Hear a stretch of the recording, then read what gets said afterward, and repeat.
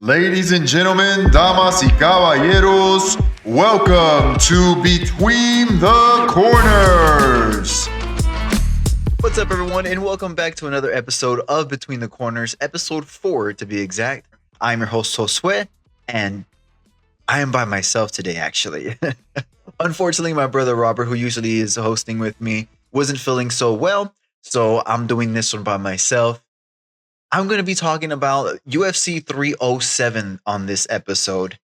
Let's go ahead and jump right into it. The first fight that I want to talk about is the first fight of the main card, which is going to be Ketlin Vieira versus Kayla Harrison. This fight I wanted to see, as I mentioned in the episode before, I wanted to see how Harrison was going to do. I wanted to see what she actually has to offer. PFL is a whole different ball game. For me, that's like a minor league. If we're talking about I'm a baseball guy, so if you know baseball, it's like a minor league, a triple A or a double A before you get to the major leagues, which is the UFC. So I wanted to see what that looked like coming over. Vieira is a ranked fighter, so she Harrison did good. I can't say she did bad. I can't say that she's not ready to compete in the UFC because she did beat a ranked fighter. The first round, she took her down, controlled her, some great ground and pound. Um, Third round, same thing. The second round, Ketlin did have some more success on the feet, landing, some nice elbows and some good striking. Which brings me to what Harrison needs to work on, striking. And you probably knew this from her, her fighting style in the PFL and all that. But yeah, that's something that she has to work on. Striking, striking, striking. And she was doing I think I guess you can call it a jab, like a jab and then reach for one of Ketlin's legs, which it just it was really awkward looking. She definitely needs to do a lot more work on her feet if she wants to take it to the next level. Well, not if, when she takes it to the next level because of her name and the hype. And she's already beat this ranked fighter, number one ranked actually.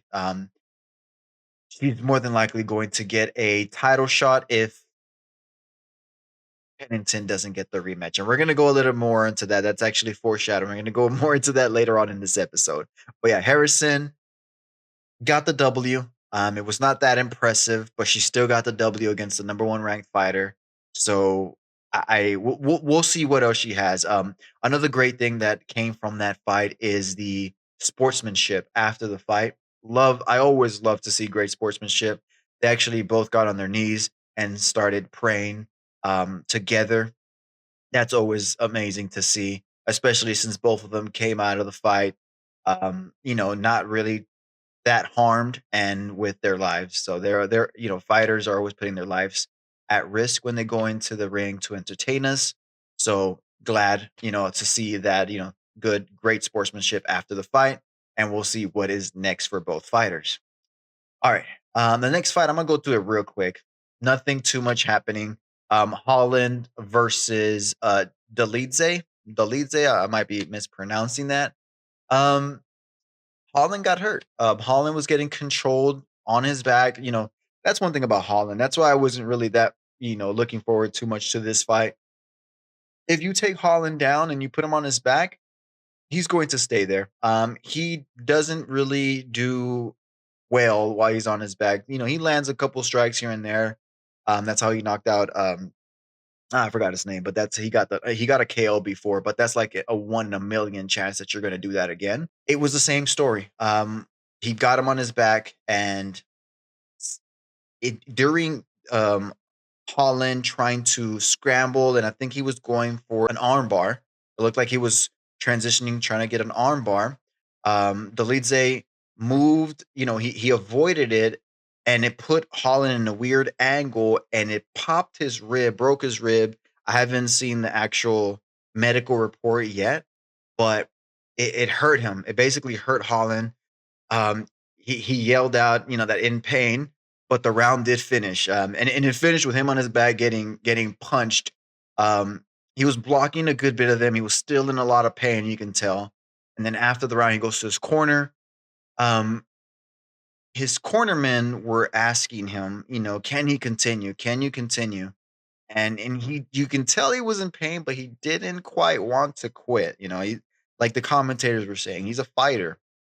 A fighter usually does not want to quit. So I do agree with the commentators when they were mentioning, this should be when the coach steps in and does the right thing for the fighter. Do not let the fighter hurt himself even more just because he wants to go out there. So they did the right thing though. They did stop the fight. So that's how that one ended. Nothing too dramatic, nothing new. Same old Holland fight. If he gets down to the ground, he doesn't really know what to do. So that's something that he needs to work on. All right, let's go ahead and move it along here. Next fight was Aldo versus Bautista. So Jose Aldo versus Mario Bautista. Um, this was an interesting fight, and not in a good way either. Bautista, he he was doing good in controlling the pace. Like he was busy. In the first round, he was busy. You can tell he was he knew or he felt that Aldo wasn't going to be able to keep up with his volume. So he was doing that for the first round. And then throughout the fight, that's basically what he was doing. But there was a huge sting and a huge, what's it called? Controversy around this fight. Mario Bautista kept trying to take Aldo down. Aldo never went down, by the way. He never got taken down. Close, but never actually happened. He came close once. Um, but basically, the huge controversy is that Mario Bautista kept grabbing Aldo for the takedown and just pinning him to the octagon. It looked like he was buying time. It slowed down the fight. He never got the takedown. He did that several times, which that you could hear the crowd booing. The ref did, I think, separate them maybe twice, if I'm not mistaken. I know at least once, maybe twice. And a lot of minutes of the fight were that him holding him Aldo to the cage and just not really doing much. When he got off the cage, Aldo did land some good ones. Don't get me wrong, Aldo he was landing good ones. His timing, once he figured out some timing, he did land some. Bautista, same thing though. He was landing some. So with that being said, I mean, I had Bautista winning, because this is MMA. Every time a fighter has control of another fighter, whether it's on the ground or on the fence, that shows control, and usually judges give points for that. Which is something that we people have always been talking about. Like if nothing's happening, whether you're on the ground or whether you have somebody in the fence, if you're not improving or anything like that, then it shouldn't be um it shouldn't be to your advantage points wise. And I agree with that. Like if you literally aren't doing anything with the control that you have, you shouldn't be getting points for that. Also, all those stuff, so many takedowns or takedown attempts, that should count towards something. And I know Dana White say this as well, and I've always said that also with people that I've talked to. It should count for something when you cannot get taken down, when you stuff that many takedown attempts. You should get points for that. So at the end of the fight, of course, we all know how that ended. Aldo did get the loss. Bautista got the W. Not too impressive. I feel like Bautista could have been more impressive. He had a game plan though. He didn't want to give Aldo a chance because Aldo is dangerous. That's why he's a legend. He's a danger when it comes to striking and even grappling. But Bautista did not really give Aldo a chance to show that much of his striking abilities because he was staying busy and then he would pin him down. So, with that being said, I did give Bautista the W as well. Like I said out there, it is a huge controversy. Controversy. People are saying that he shouldn't have gotten the W, that they should have got to Jose Aldo. Let me know what you think about that fight. I think Bautista did win the fight just because that is part of the nature of the fighting game when it comes to UFC. It always has been until they make a change. in that fight. Bautista got the W on my end. Some people think Aldo did. Again, let me know what you think on the comment section below and why. All right. So speaking of controversies, let's go ahead and move on to the co-main event of the evening. We had Raquel Pennington versus Juliana Pena. All right. So first round. First round was a slow round. It was a fill out round. You can tell that we're filling each other out. Um, Pena striking, very awkward, but she was getting hers in. Pennington, a lot crisper. You know, you can tell that she's a much better technical fighter or technical boxer, striker. Now, one of the things that I did notice while I was watching the fight is the commentating was very one sided in favor of Pennington. Now, don't get me wrong, she was landing some good ones. She was doing good. She was, showed controlling the strike and all that. Like I mentioned, she looked crisper, but Pena was getting hers in. Pena was, landing some. She was dodging some. She was doing her, some good things in there as well. Commentators did not mention much of it. However, on my scorecard though, I did have Pennington winning that fight because I had her winning the first round and the fourth and fifth, with Pena only winning the second and third. That and most people thought that apparently, and that was a huge controversy. A lot of people are calling it a robbery. Let me know what you think in the comment section below. I'm pretty sure I know what the majority is going to say, but just let me know your thoughts on how you scored that fight and how you thought it went. Now, a couple of things that I did see in the fight. Pennington's strike game, great. One thing that she needs to work on, takedown defense. When Pena grabbed her body with the body lock, and she was easily able to take her down, which I'm not sure why Pena didn't do that more. She kept trying to strike with Pennington, maybe trying to make a statement or whatever, but she should have just taken her down more and done some more ground and pound or go for some submissions like she did when she took Pennington down. She was being successful in that. So I don't understand. Like it, and obviously I'm not in the octagon. I'm not in the cage, but sometimes you see this from fighters that you're seeing success when they do stuff, yet they don't do it that often, which is just I don't know. It doesn't make sense to me.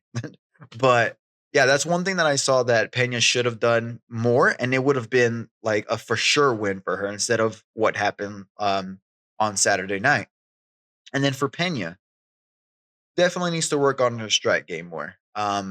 If she doesn't want to take down as much, because her takedown and her ground game is fantastic. She doesn't need work on that.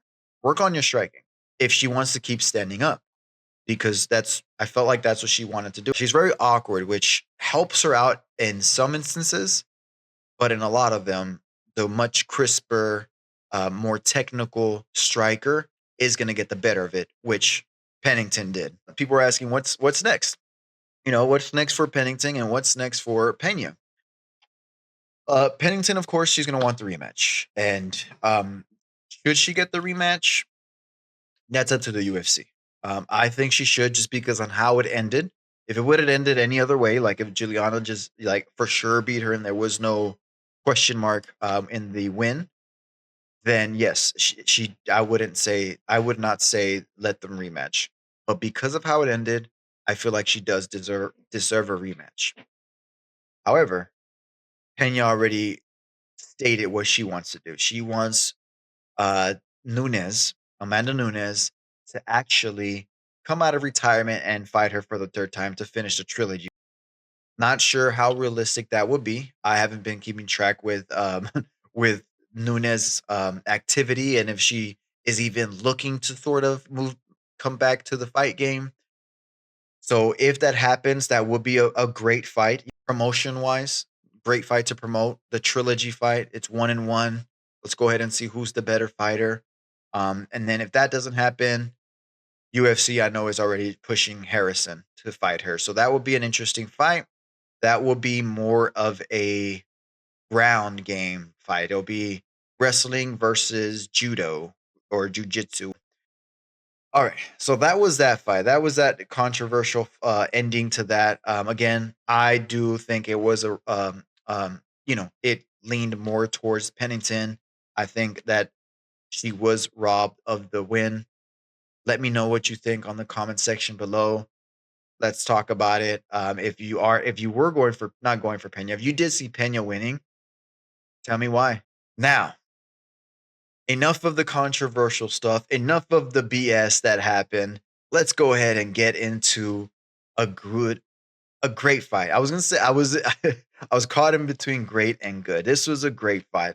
Right at the beginning of the fight, Roundtree came to fight. He was showing his stand-up game was excellent. His head movement, his angles that he was taking, his explosiveness, his power. He was bringing it to Pereira. He even dropped Pereira once with I think it was a right hand. It was right hand. While Pereira was spinning, he smacked him with a right hand to the face. Pereira went down, but he got up real quick. He recovered. And then he also hit Pereira with a pretty good head kick. Pereira ate it though. He didn't even seem phased by by the head kick, which was a little odd that the punch hurt him more than that kick did, because I feel like the kick landed a little bit cleaner and it was a kick. But yeah, no, I had Roundtree winning the first 2 rounds. I was like, oh my God, this is kind of scary. But then the third round happened. And that's when you can tell Roundtree was tiring. Pereira started giving it to him. He started hitting that leg with his nasty calf kicks. Well, he started in the first round, but the second round, he continued it. And you can tell with how Roundtree was switching his stance and hopping really lightly on that right foot. I'm sorry, on that right leg, that it was compromising his leg. Those calf kicks were definitely compromising that leg. He couldn't put much weight on it. Plus, he was getting tired. So the third round, he was getting pieced up by Pereira's jab and some hooks that he was throwing in there, as well as uppercuts, and that nasty calf kick. I have to mention it one more time because that's what really started on. After the third round, which Pereira did definitely won, I knew Roundtree was tired. I didn't know how tired he was until my brother mentioned it. And while they were in the corner, Roundtree was standing and he was breathing heavy. It could be the altitude. It could have been the altitude. But man, fourth round started, and yes, that was basically the beginning of the end. How tired he was, and also the damage that he's taken. But I kept jabbing him with that stiff jab, cut Roundtree open. His nose was already scarred, and that cut busted open. He got a gash over his eye. His eyes started closing. Bloodied Roundtree. Never went down. He was taking all the punishment for the most part until it was too much. Pereira was going. He was staying at a perfect distance where he can tee off on Roundtree and dodge everything Roundtree was throwing as like Hail Marys. So he was like teeing off, dodging, teeing off, and Roundtree was still staying up. But Pereira is a seasoned fighter. So what did he do? What do you do to somebody who doesn't go down when you're smacking him in the head and he's that tired? You go to the body. You dig to that body. And that's exactly what Pereira did. A left and a right to the body. Roundtree went down, and that was it. Roundtree showed great heart, amazing heart. He's a great guy, but it could only get you so far with a beast like Pereira. Pereira showed once again of why he has accomplished everything that he's accomplished in the UFC so far. And in the post fight interviews, Pereira actually mentioned Pereira actually mentioned several things that he had to overcome throughout this fight camp. He had to go through 2 rounds of antibiotics because of his throat. He couldn't. He was having trouble getting his visa to come in or something like that, and he had to recover from a rib injury that came back. Like there was several things that that didn't go Pereira's way in this fight camp, yet he still managed to get the win, and impressively, he got the stoppage. Another thing from Pereira is this was his third title defense in 1 year. He mentioned that he is now going to take a break, so we probably won't see him until next year. He's earned the break. Please take some time, heal up. And what will be next for him? There's so many question marks around there. There's been talks about him going back down to 185. Talks about him going to heavyweight. I mean, he can basically do whatever he wants, and the UFC will back it because it's gonna make money because his name, his stock just went up, or even more up because it was already up. But yeah, Roundtree, anybody else that fights Roundtree, good luck. It's gonna be trouble. It's gonna be trouble for them. He shows that he has great skill. He just probably has to work on that stamina, which Pereira did mention that was something that they saw, that he's very explosive at the beginning and slows down. That's probably why Roundtree was being successful at the beginning, and then Pereira stepped it up in the third round, and basically that was the beginning of the end. So hopefully Roundtree could come back and and get some good fights where he can show that he's still in it, and probably be another contestant for the belt here soon, or maybe at the end of next year or so if he gets enough fights. And one other thing that I wanted to mention about that post-fight conference, very, very, very entertaining line, and you probably heard it already. So Hill, which is Jamal Hill, which is Pereira's last opponent, which got stopped. He was shown yawning after the fight, basically saying it was boring, which nobody thought that fight was boring, but he was yawning, pretending the fight was boring, not entertaining. And they told Pereira about that, and Pereira had a great response. He said, well, he was probably yawning because he was just now waking up from UFC 300, which is where Alex Pereira got the stoppage. So apparently Pereira's fight game is not only top tier, but also his smack talk game is top tier. So yeah, so that was funny to see. Maybe we'll see a rematch from that. I mean, I don't really know of many people who want to see a rematch of Jamal Hill versus Pereira, but we'll see. All right, so that's pretty much it. We may have another episode coming out this week where we talk a little bit more about boxing, because there is a great boxing event happening this weekend, Saturday. It's going to be Better Beef versus Bivol, two top tier fighters. Better Beef with some crazy power. Bivol with great boxing. I'm not really sure who's going to win. It's going to be a scary one. I'm leaning more towards Better Beef, but hopefully my brother's feeling better at the end of, or later on in this week, and we'll come out with a more detailed episode or segment on that fight. So that's pretty much it. Again, like, comment, and subscribe. If you have anything that you want to say, please leave it in the comment section below. Be respectful, and of course, let us know. Give us a feedback that's actually detailed, so we can kind of go back and forth on it.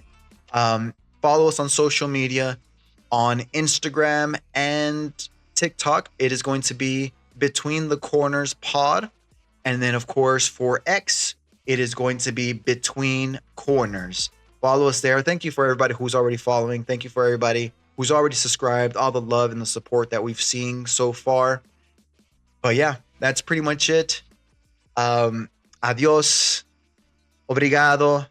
I'm not really too sure about all the goodbyes that my brother usually says. But we'll end it with Chama. Pasa afuera.